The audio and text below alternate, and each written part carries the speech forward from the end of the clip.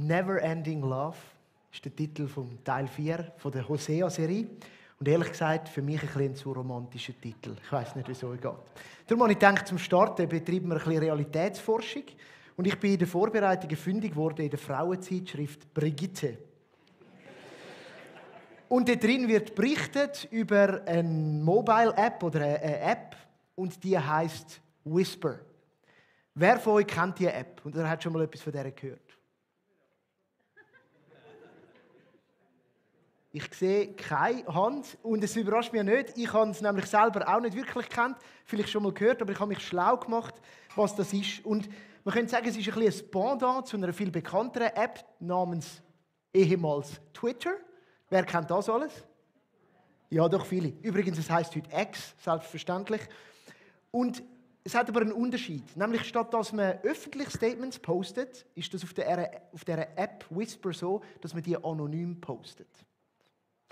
Also man kann ohne zu sagen, wer man ist, etwas sagen. Und Brigitte, das Magazin, hat im März von dem Jahr einen Artikel darüber gemacht und sie haben Aussagen von dieser App Whisper gesammelt, wo Leute darüber reden, wenn etwas in der Liebe sich verändert hat. Wenn die irgendwie erkaltet ist. Und ich habe so ein Statement mitgenommen zum Thema, was, wenn man den falschen Partner geheiratet hat. Da heißt es zum Beispiel, manchmal denke ich, ich habe die falsche Person geheiratet. Ich hasse sie nicht, aber je länger wir zusammen sind, umso weniger verbindet uns. Und es hat dann so eine Auflistung von ganz vielen weiteren Zitaten zu dem Thema. Die einen haben geschrieben, alles immer anonym, selbstverständlich, dass sie keine Geduld hatten bei der Partnersuche, beim Warten auf die richtige Person und darum überstürzt in etwas geraten sind und sich am Falschen gehängt haben. Andere haben geschrieben, dass sich der Partner so verändert hat. Nicht mehr der oder die Segi, wo er oder sie mal war, damals, wo man mal Ja zu einer gesagt hat. Und jetzt sind wir schon so nicht mehr ganz so romantisch unterwegs, gell? Aber jetzt mal ganz ehrlich, hast du dir eventuell auch mal schon mal solche Gedanken gemacht? Wir machen jetzt keine öffentliche Umfrage dazu. Aber wer weiß, vielleicht hast du auch schon mal gedacht, ja, mein Gegenüber, mein Partner, meine Partnerin, oder vielleicht kann es auch sonst eine Person sein, die dir sehr nahe steht, langjährige Freundschaft, die du hast, jemand in der Familie vielleicht. Ist irgendwie nicht mehr so ganz die oder der oder sie, wo sie mal war. Und es fällt dir in dem Moment wirklich auch schwerer, um die Beziehung noch zu leben, zu gestalten. Du merkst, du tust dich nicht mehr so drum, du nimmst Abstand, du nimmst Distanz. Ja, mal so ganz ehrlich, so abwägig ist doch das gar nicht. Das so als Einstieg. Wir lassen das mal so stehen. Wir möchten heute am Ende dieser Serie über das Buch Hosea sozusagen ein Fazit ziehen. Wir haben dieser Serie gesagt, eben Hosea oder auch die ungewöhnlichste Liebesgeschichte der Bibel. Und heute möchten wir so zum Schluss noch mal ein bisschen zurückblenden. Es nochmal uns anlassen. Und ehrlich gesagt nimmt das Ende vom Hosea-Buch das auch gerade schon so auf. Am Ende vom Hosea-Buch wird Fazit gezogen. Im letzten Satz vom Buch heißt es Folgendes: Wer klug und weise ist, der denke darüber nach und nehme sich alle diese Worte zu Herzen. Denn der Herr zeigt uns den richtigen Weg. Wer ihm folgt, kommt sicher ans Ziel. Doch wer sich von ihm abwendet, stürzt ins Verderben. Das Spannende an dem letzten Satz vom Buch Hosea ist, dass so etwas anklingt. Und die unter euch, die regelmäßiger in der Bibel lesen oder vielleicht schon lange Geschichte haben mit der Bibel, denen klingt vielleicht bei diesem Satz auch noch so etwas an aus anderen Texten in der Bibel. Wer klug und weise ist, da tönt etwas. Und das ist in der Bibel oft so, wenn man das Gefühl hat, hey, das habe ich doch schon mal irgendwo gehört. Kann sehr gut sein, dass es irgendwo einen Zusammenhang hat. Man nimmt nämlich an, dass das ein sogenannter Weisheitsspruch ist, am Schluss vom Buch Hosea. Der hat Weisheitscharakter und der tönt extrem fest nach dem Buch der Sprüche, nach dem Buch vom Prediger, nach der Weisheitsliteratur in der Bibel. Erkennt ihr das? Wer klug und weise ist. Das ist so eine Beobachtung, die man anstellt und daraus dann Folgerungen zieht. Und am Schluss vom Buch Hosea hat es eben so einen Weisheitsspruch. Und man könnte darum eventuell auch vermuten, dass der eventuell im Nachhinein hinzugefügt worden ist, wo man gerade sagen will, hey, die Geschichte von Hosea, das Buch, die Lebensgeschichte über den Prophet, Die gilt es zu beachten, zu betrachten, auch darüber nachzusinnen und nachzudenken. Aber das spielt ja gar nicht so eine Rolle. Einmal am Schluss ist es ein starker Hinweis, den ich heute in die Predigt eingeben für heute, aber auch im Retrospektiv, auf was wir schon hatten. Lass uns Fazit ziehen, lass uns darüber nachdenken, lass uns darüber nachsinnen, was könnte uns das Buch sagen, wo will es uns etwas zurufen, wo will es uns einladen in eine Bewegung hinein. Und das möchten wir uns heute zum Start zu Herzen nehmen. Und so als Vorbemerkung muss das unbedingt erwähnt werden. Fazit ziehen mit dem Hosea. Jetzt, wenn wir rasch zurückschauen, oder? Es war schon ein bisschen ein wilder Ritt, ganz ehrlich, und ich habe so ein bisschen die Kirsche oben drauf jetzt am Schluss. Ja, das war jetzt ein bisschen eine Serie. Und die war auch gar nicht immer so einfach zum Trainiertauchen, die von euch, die vielleicht gelesen haben im Buch, aber auch für die predigt haben in dieser Serie. Meine Kollegen hier unten. Das war nicht so einfach, um mit diesen Texten zu ringen und über die reden. Wir haben uns die unglaubliche Lebensgeschichte, die auch extrem drastisch dargestellt wird, zu Gemüte geführt. Und wir haben gesehen darin, dass Gott die Geschichte braucht, um die Untreue von seinem Volk anzukriegen. Und wir haben uns dann Gedanken darüber gemacht, wie fest das menschliche Verhalten Gott eben schmerzen kann. Ich glaube, da ist ein Herz malträtiert worden da vorne, von Elias. Dass eben das Verhalten vom Volk damals, aber auch für den Menschen allgemein, Gott schmerzt. Und wir haben uns dann die letzte Woche mit dem Joni darüber Gedanken gemacht, was passiert, wenn Gott sich zurückzieht. Und wieso macht er das? Wenn er den Menschen seine selber gewählten Wege auch gehen lässt. Was extrem krass dann auch überkommt in diesen Texten vom Hosea. Und jetzt stehen wir da an dieser letzten Etappe und ehrlich gesagt, ja, am Ort der Trennung. Hosea Kapitel 10, Vers 2 heißt es, doch ihr Herz gehörte nicht mehr dem Herrn. Das wird über das Volk geschrieben. Und wenn man den Satz vorher noch liest, heißt es, Israel war ein prächtiger Weinstock. Ja, sie hatten es gut. Also ihnen ist es eigentlich gut gegangen, aber etwas ist geschehen. Etwas hat sich verändert. Die Beziehung ist in die Jahre gekommen. Ihr Herz gehörte nicht mehr dem Herrn. Das ist die Ausgangslage, wo wir jetzt stehen. Und jetzt webe ich nochmal das Bild vom Anfang nochmal rein, wo wir so über eben Beziehungsbilder anschauen. Und ich erlaube mir das auch ein bisschen überspitzt, weil das Buch Hosea hat ja etwas von dem auch, so drastisch. Und die Aussage, manchmal denke ich, ich habe die falsche Person geheiratet, die wird einiges komplizierter im Volksmund, sagt man so, wenn Kinder im Spiel sind. Das sagt man so. Und im Bild von Hosea sind eben auch Kinder im Spiel. Und über die Kinder haben wir gar noch nicht so viel geredet, aber ich will sie da noch mal erwähnen, noch mal vornehmen, um auch zu schauen, wie drastisch und krass das Bild ist. Der Hosea hat mit der Gomer Kind gehabt und er hat ihnen spezielle Namen geben. Das erste hat Jezreel geheißen. Benannt nach einem Tal. Kann man sagen, schön, ein Ausflugsort, berühmt, wie man beim Kind Matterhorn sagst oder so. Oder das ist da im Zürich Oberland so schön, ich weiß es gar nicht so. Bachtel, oder? Bachtel. Bachtel, mein Sohn. Jezreel, leider etwas anderes. Jezreel war ein Tal, und zwar war es ein Tal, das bekannt war. Und leider, auch heutzutage ist es gar nicht mehr so fern. Es war ein Schlachtort, ein Schlachtplatz, ein Schlachtfeld. Und zwar hat der König Jehu, ein Vorgänger vom Nordreich Israel, Königtum, dort müssen den Ahab und seine Gefolgsleute abschlachten. Um zu zeigen, dass der Ahab nicht gut unterwegs war. Und dort hat die Schlacht stattgefunden, das Massaker am Volk der Israeliten selber. Der Jehu hat das gemacht, sozusagen im Namen Gottes, nur um später auch wieder auf Abwägen zu kommen und an einem Ort zu stehen, wo er selber nicht mehr mit Gott gut dran war. Und ich meine, diesen Namen einem Kind zu geben, um zu sagen, hey, das ist gewaltvolle Sprache, kann man sagen, ja. Das ist eine Androhung im Raum, oder? Jezreel. Dann das zweite Kind, ein Mädchen, Loru Hamma, die Unbegnadigte. Weil Gott kein Erbarmen mehr mit den Israeliten hat.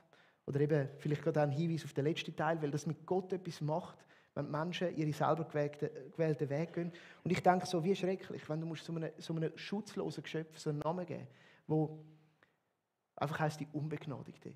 Ach, das ist schon heftig. Das ist drastische Sprache, das ist krass. Und es ist ihnen nicht in Ordnung. Und es deutet schon etwas an, dass die Namen mit einer verblassten Liebe zu tun haben.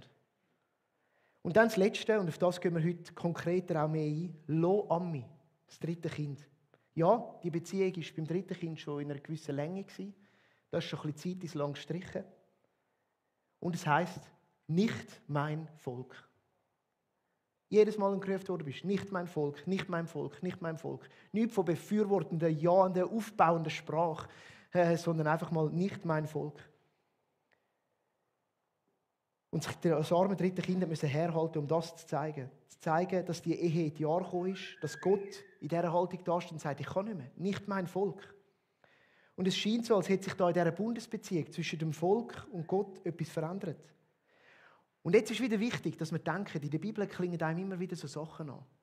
Die Bibel ist so geschrieben, als ein Buch, das man sich auch vorgelesen hat, erzählt hat, da tönt etwas. Nicht mein Volk ist für das Volk damals nicht unbekannt gewesen, sondern da hat etwas angeklungen. Da ist doch mal etwas gewesen mit mein Volk und so. Da ist doch mal etwas gewesen. Früher. Diese Geschichten, die uns unsere Väter und Vorväter erzählt haben. Ja, diese Feste, die wir feiern miteinander. Und ich möchte euch mitnehmen, auf was da war. Das ist nämlich die Geschichte aus dem Buch Exodus, das zweite Buch Mose, wo berichtet über den Auszug aus Ägypten. Und ich bin sicher, dass die meisten verstanden haben, um was es da geht, was sie gehört haben. Nicht mein Volk. Sie haben nämlich diese Geschichte im Kopf gehabt. Und die Geschichte berichtet uns, dass es Gott damals nicht entgangen war, dass das Volk der Israeliten in Ägypten gelitten hat. Dass sie unterdrückt worden sind und dass sie geschrauen haben zu Gott. Und er beruft den Mose, um etwas zu unternehmen. Und es kommt dann in dieser Geschichte zu einem Höhepunkt, und das ist der Moment, wo Mose in der Wüste beim Schafhüten einem brennenden Busch begegnet. Und er hört daraus raus eine Stimme, die ihn ruft. Er sagt, Mose, Mose, komm näher. Und er versteht irgendwie, das ist jetzt eine Gottesbegegnung. Das ist ein spezieller Moment. Und er sagt, ja Herr, und dann heißt es, komm näher, und er läuft an und er hört, dass er seine Schuhe abziehen soll, weil das ein heiliger Moment ist, weil er jetzt auf heiligem Boden steht. Und dann fängt Gott zu ihm an reden und er sagt, ich bin der Gott, der deine Väter verehrt haben. Der Gott von Abraham, von Isaac und von Jakob. Und der Mose hat gemerkt, das ist der Special Moment von meinem Leben, das ist wirklich der. Und er hat sein Gesicht verhüllt. Und dann hat Gott gesagt, im Vers 7, 2. Buch Mose, Kapitel 3, ich habe gesehen, wie schlecht es meinem Volk in Ägypten geht. Und ich habe auch gehört, wie sie über ihre Unterdrückung klagen. Ich weiß genau, was sie dort erleiden müssen.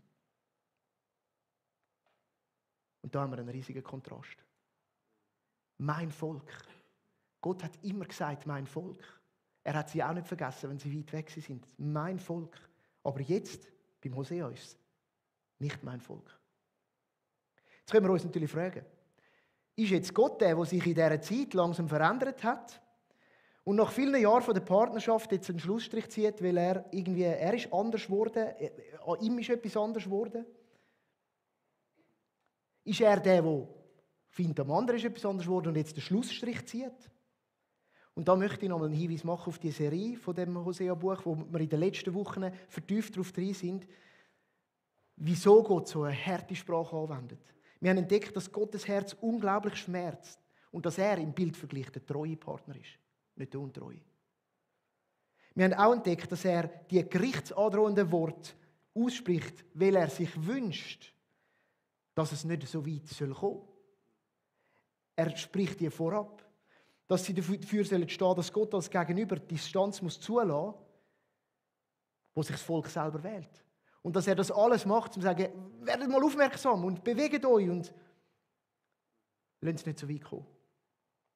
Gott sieht die Veränderung vom Gegenüber, aber er ist nicht der den Schlussstrich zieht. Im Gegenteil, das Buch Hosea zeigt uns die unglaubliche Treue von Gott. Obwohl sich Gott dazu entschieden hat, obwohl sich das Volk dazu entschieden hat, nicht mehr sein Volk zu sein, und er ihm auch so muss sagen, nicht mein Volk, so sagt er doch durch den Hosea, und das sind so die Höhepunkte in dem Buch, im Kapitel 12, Vers 10. Ich bin der Herr, euer Gott. Und jetzt lässt er wieder die Geschichte von Mose erklingen, der euch aus Ägypten befreit hat. Nun sorge ich dafür, dass ihr wieder in Zelten leben müsst, wie damals, als ich euch das erste Mal begegnete. Ich finde es entscheidend, die Geschichte von Ägypten wird da wieder aufgegriffen. Und das ist doch etwas gewesen, eben dort. Dort bin ich euer Gott gewesen. Ich bin der Herr, euer Gott, der euch aus Ägypten befreit hat. Und jetzt das mit dem Zelt, das da kommt, wo wenn eine üble Androhung tönt, das lassen wir mal noch weg, auf das kommen wir zurück. Aber es geht darum, dass er sich nicht verändert hat. Er ist immer noch der, der sagt, ihr seid mein Volk. Das Volk hat sich verändert. Auch wenn das Volk nicht mehr sein Volk sein will, bleibt er der Herr. Das ist das Wort Jahwe, das dahinter steht. Ich bin der Herr, sagt er. Er ist der, der das Volk aus Ägypten befreit hat. Er ist der damals sich noch genauer vorstellen musste. Weil der Mose war ein bisschen verwirrt, weil er hat den Auftrag von Gott bekommen und der hat ihm gesagt, gang und sag meinem Volk, dass Gott euch befreien will. Und dann hat er gesagt, ja, aber weißt du was, wenn ich komme und sage, Gott hat mich geschickt, dann sagen die, ja, welcher Gott? Einer von den ägyptischen Göttern. Ja, welcher? Einer von den umliegenden Völkern. Welcher? Genau. Du musst dich vorstellen. Und Gott hat ihm gesagt, ich bin, der ich bin. Ich bin, der ich bin, Jahwe. Darum sagt den Israeliten, ich bin, hat mich zu euch gesandt. Und jetzt im Hosea sagt er, ich bin der Herr, ich bin, der ich bin. Ich bin, der ich bin, das heisst, auf Schweizerdeutsch noch schwer zu sagen, also auf Hochdeutsch stöhnt es schöner, Gott, der Seiende. Ich habe in der MyChurch die Predigt halten, ich habe gefragt, wie würde das auf Deutsch sagen? Und einer hat gesagt, der ist. Jawohl, der ist. Gott, der ist. Gott, der Bleibende. Heisst es auch. Und Gott, der da ist, da war und der immer wird sein. Da ist eine extreme Konstanz drin. Ich bin, der ich bin. Gott ist nicht der Partner, der vor 7 Jahren, vor 12 Jahren oder vor 25 Jahren ein anderer war. Und der sich so verändert hat. Er ist der treue Gott, der bleibende Gott, der weiterhin liebende Gott. Und jetzt zu dieser Aussage von der Zelt. Oder? Es tönt so, wie wenn den Kindern sagst, hey Kinder, also wenn ihr jetzt nicht recht tut, dann müsst ihr draussen im Garten schlafen. Gell? Also es ist ein viel schöneres Bild. Es ist nämlich eine Erinnerung an die Zeit in der Wüste. Und es ist eine Erinnerung, die das Volk gefeiert hat, in Form des Laubhüttenfest, wo sie in Zelt gewohnt haben, um sich daran zu erinnern, dass sie von Gott befreit worden sind, um den Auszug zu feiern. Und man könnte in dem Sinn sagen, es ist eine Erinnerung, ich will euch wieder in Zelt wohnen lassen, damit ihr wieder erlebt, wie das war, als ihr in der vollen Liebe von mir gelebt habt, in der vollen Abhängigkeit mit mir. Man könnte sagen, wie nach 25 Jahren, wenn du es wieder schaffst, um deine Hochzeitsreise wiederholen und sagen, wir gehen nochmal an diesen Ort hin. Wir gehen nochmal miteinander. Und es weckt vielleicht nochmal etwas. Und du merkst, ja genau, die Gefühle sind jetzt ein bisschen anders geworden, wir sind älter geworden, aber es kommt nochmal etwas aus. Versteht ihr das? Das ist so ein Unterschied. Das ist nicht eine Drohung, es ist eine Einladung zu sagen, komm dorthin zurück, wo es brennt hat in unseren Herzen, auch in deinem, für mich, wo du gewusst hast, du bist abhängig von mir. Hey ja, und dann landen wir bei etwas, was ich oft an Hochzeiten sage. Und ich habe gerade kürzlich wieder ein Pärchen trauen und eigentlich fast in jeder Traupredigt sage ich, Liebe ist manchmal auch eine Entscheidung. Und im Buch Hosea ist es das Volk, das zu der Entscheidung aufgerufen ist. Weil Gott hat sich entschieden. Gott war und ist und wird immer bleiben. Sie sind die sich verändert haben. Sie sind der Partner, der nicht mehr so ist, wie er mal war. Gott ist Gott. Und die Frage ist, entscheidet sich das Volk nochmal für Gott? Oder nicht? Und weißt du, was sie können, wenn sie wollen? Und das ist das Wunderbare am Evangelium oder guten Nachricht. Hosea Kapitel 14, ab Vers 2. Ihr Israeliten, kehrt um zum Herrn. Eurem Gott. Eurem Gott. Mein Volk, euer Gott. Denn durch eure Sünde habt ihr euch selbst ins Unglück gestürzt. Kommt zurück zum Herrn. Sprecht mit ihm und sagt, vergib uns alle Schuld und nimm an, was wir dir bringen. Es ist das Beste, was wir geben können. Kein Schlachtopfer, sondern unser Versprechen. Und dann folgt, was das Versprechen ist, das möchte ich kurz erwähnen. Es ist ein Versprechen, das der Hosea vom Volk abbringen will, wo heisst, wir verlassen uns nicht mehr auf die damals geopolitische Grossmacht wie die Assyrer. Der Hotspot war schon damals Hotspot, das wissen wir. Wir vertrauen nicht auf ihre Pferde und auf ihre Reiter, auf ihre Kampfesstärke. Wir werden nicht wieder das, was wir mit eigenen Händen gemacht haben, unsere Götzen verehren. Das ist das Versprechen, das sie abgeben sollen. Und was es gemäss dem Hosea braucht, dazu ist eine Umkehr. Kehrt um, ihr Israeliten. Und Umkehr ist immer ein Resultat von einer inneren Veränderung. Das ist etwas, was sichtbar wird nach außen, wo im Herzen anfängt. Vielleicht ist das Wort Reue besser. Wenn du merkst, hey, und man sagt das sehr nicht gerne gegen aussen, manchmal passiert es innerlich und am liebsten willst du aussen, du als wäre nicht, aber du merkst, ich bin auf dem Holzweg. Ich bin auf dem falschen Weg. Das ist die Reue, die da innen anfängt, sich breit zu machen. Und aus dem heraus kann eine äußerliche Umkehr kommen. Im Neuen Testament wird das Metanoia beschrieben. Und übrigens ein Prozess, der nicht einfach einmal abhakst, sondern es ist eine Herzenshaltung, die sagt, ich bin immer wieder auf dem falschen Weg, aber ich bin umkehrend, will ich mein Leben gestalten. ein nochmaliges Bedenken und eine daraus folgende Wandlung von meinem ureigensten Wesen. Um das geht es Gott. Und sie startet im Herz und drückt sich dann in der Tat aus. Es soll sichtbar werden. Und das wünscht sich Gott. Und das Buch Hosea ist dramatisch. Es ist grafisch dargestellt. Es ist krass. Es ist aber irgendwie auch wunderschön. Und es ist sehr klar. Und das alles zusammen. Und es ist zum Beispiel sehr klar darin, dass die Menschen die sind, die sich jetzt bewegen müssen. Dass die Menschen eingeladen sind, um zu sagen, hey, gibt es da nochmal eine Tat zu zeigen, eine Umkehr, eine äußerliche Wendung. Und Gott macht alles dafür, dass sie sich bewegen. Und das ist auch wieder eine gute Nachricht. Das ist wieder Evangelium. Er ist nicht einfach da und sagt, jetzt könnt ihr mal, jetzt habe ich genug lang, 25 Jahre. Nein, viel länger noch, oder? Nein, er bleibt dran. Er ist aktiv, er ist der, der tut. Er bleibt sich eben selber treu, weil weißt du wieso? Er ist der, der er ist. Er ist der, der er schon immer war und er ist der, der er immer wird sein. Er ruft das Volk und er wirbt um sie, indem er sie auch warnt, weil seine Liebe keine Grenzen kennt. Never ending love. Wir haben uns am Anfang vorgenommen, Fazit zu ziehen mit dem Hosea. Und ich glaube, so eines der grossen Fazit vom heutigen Morgen soll sein, dass der Hosea uns einen der Charakterzüge von Gott extrem klar und drastisch zeigt. Gott ist treu. Gott bleibt sich treu und er bleibt uns treu, den Menschen, der Menschheit. Gott ist. Das heisst auch, er ist da. Er ist heute da. Er ist schon immer da gewesen. Und er wird immer da sein. Er ist der Gott, wo durch den, wenn wir den Ring nochmal vornehmen, durch den Ring symbolisiert die ewige Bund, oder? Der Ring steht ja für kein Anfang und kein Ende. Er haltet den Bund. Und mir ist noch etwas in den Sinn gekommen. Bei diesen Ringen ist es also in unserer Tradition üblich, dass man sich den Namen vom Partner eingravieren lässt. Also die Unendlichkeit von dem Bund und dann drin den Namen. Und mir ist dann der Gedanke gekommen, in deinem Bundesverhältnis mit Gott steht in deinem Ring drin, ich bin, der ich bin.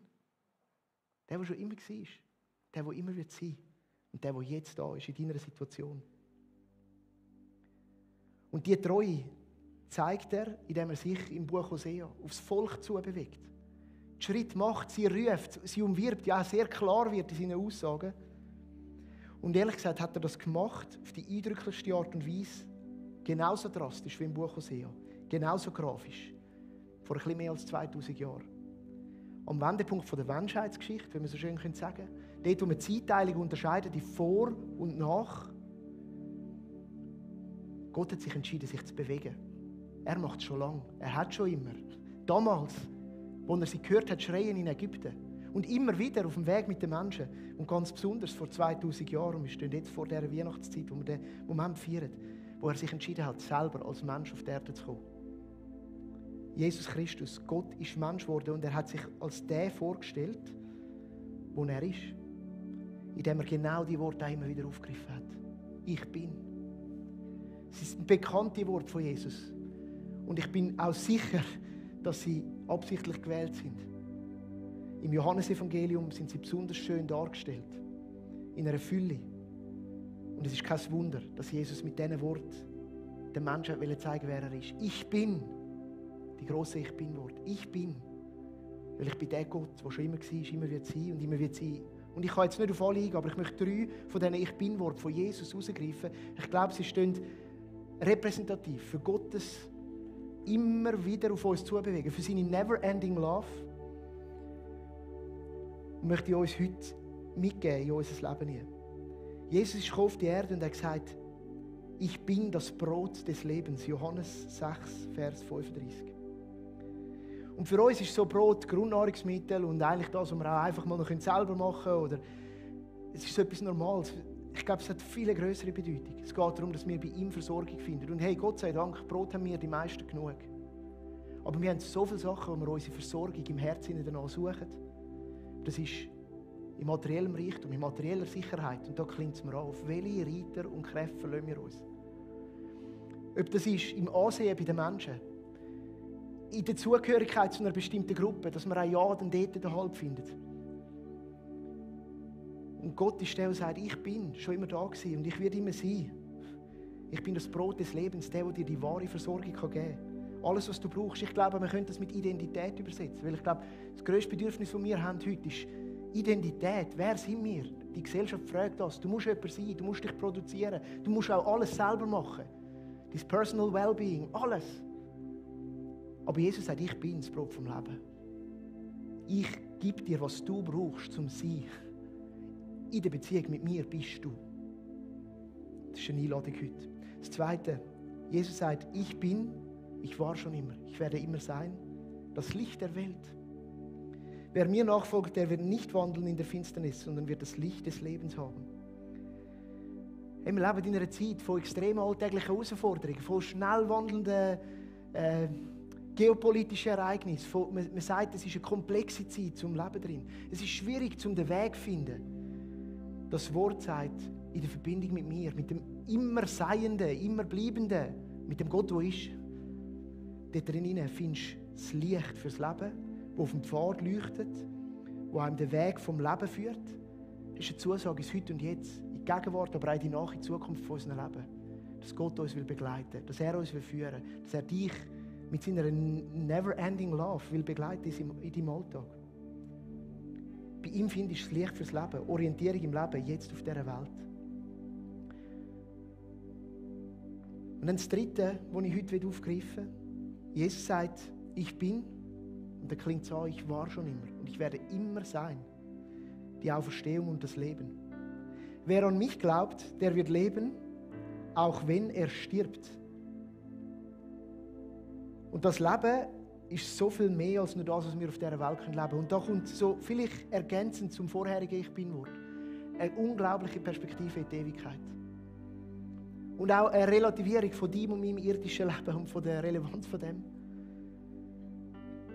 Und der Gott und die Neverending Love, die steht für, dass er wird der gleich sein und dich führen in eine ferne Zukunft. Alles überdauern, alles erneuern. Und ich glaube, heute wird das auch gefeiert noch, im Rahmen der Taufe. Ich finde, das passt irgendwie gut dazu, da nach dem Gottesdienst wird stattfinden, dass der Tod oder nicht das Ende ist, sondern dass von dem wieder neues Leben ausgeht. Weil Gott schon immer der gleiche war. Und in all diesen Ich Bin-Worten klingen eben auch die letzten Kapitel vom Hosea an, die sagen, kehrt um zu mir. Es ist an euch zu bewegen, weil ich bin da. Ich habe mich gezeigt, immer wieder. Ich bin der Lebensspender. Ich bin der Sicherheitsgeber. Ich bin der Beschützer bis in alle Ewigkeit. Ich bin treu. Ich bin da. Ja, ich bin. Und darum ist die Frage, Gott ist da. Und du. Und ich. Nehmen wir uns die Worte zu Herzen und lassen uns doch die auch jetzt nachgehen in der nächsten Zeit, die wir werden haben im Gottesdienst. Ich habe ein paar Fragen formuliert. Bin ich da? Bin ich treu? Bin ich noch das Gegenüber, wo Gott einmal befreit hat? Vielleicht vor ein paar Jahrzehnten. Vielleicht erst gerade vor ein paar Tagen, ein paar Wochen. Bin ich noch der, der damals mal erreicht worden ist von ihm, wo Gott sich schon damals bewegt hat? Und vielleicht dann auch die Frage, wo brauche ich eine Umkehr? Eine innere Wandlung, die sich äußerlich zeigt. Ein Wieder- und ein Neuausrichten.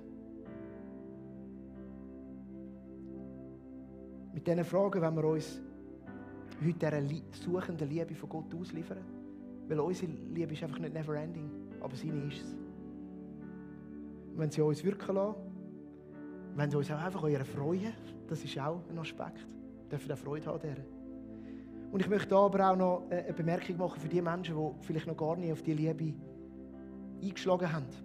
Die jetzt vielleicht ein paar Mal schon von ihr gehört haben, vielleicht hier im Gottesdienst, vielleicht heute das erste Mal, vielleicht vor ein paar Wochen. Wir glauben, dass die Bestimmung von allen Menschen ist, eine Beziehung zu haben zum Schöpfer, zu dem, der über allem steht, zum grossen Gott, ich bin, der ich bin. Und darum, wenn wir die Einladung immer wieder aussprechen, willst du in die Beziehung zu deinem Schöpfer einschlagen, zu Gott, dem Allmächtigen, der sich gezeigt hat in seinem Sohn Jesus Christus. Und wenn du das möchtest, dann kannst du das heute machen, mit einem einfachen Gebet hin zu Gott, wo du dich hinwendest. Du sagst, hey, ich will dich kennen, ich will mit dir durchs Leben gehen. Und du dürftest das sicher auch mit Begleitung machen. Da. Wir haben ein Gebetsteam vor Ort, wo, wenn du spürst, irgendwie klingt das an, dann nutz doch das und nimm auch da die Hilfe und die Unterstützung von anderen in Anspruch. Hosea ist eine Einladung, das Buch Hosea, uns hinzugeben in die Beziehung. Ich möchte beten zum Schluss. Vater, grosser Gott, ja, du, der Gott, der ist, den wir gar nicht in Wort fassen können, aber der sich vorstellt als einfach der Immerseiende. Es ist für unseren Verstand fast nicht erfassbar, dass du das bist. Weil wir sind so punktuell, wir sind so im Jetzt, wir sind so in unseren aktuellen Herausforderungen, dem was ist, aber du bist einfach. Und dass du dich um uns kümmerst, ist darin die grösste Liebe, der Beweis für die grösste Liebe. Und ich bete, dass heute das kann erfahrbar werden, egal an welchem Punkt im Leben wir stehen, im Alltag oder in der Beziehung zu dir. Begegne uns mit deiner Liebe. Danke, hast du dich bewegt. Und Heiliger Geist, schaffe in uns die Reaktion auf das, dass wir uns bewegen können, dass wir uns neu ausrichten können. Hin zu dir. Danke, hast du dich gezeigt in deinem Sohn Jesus Christus, sichtbar, klar als Mensch, nicht ungreifbar, sondern so ganz, ganz praktisch. Und danke, rufst du uns. Danke, tust du dein Werk. Amen.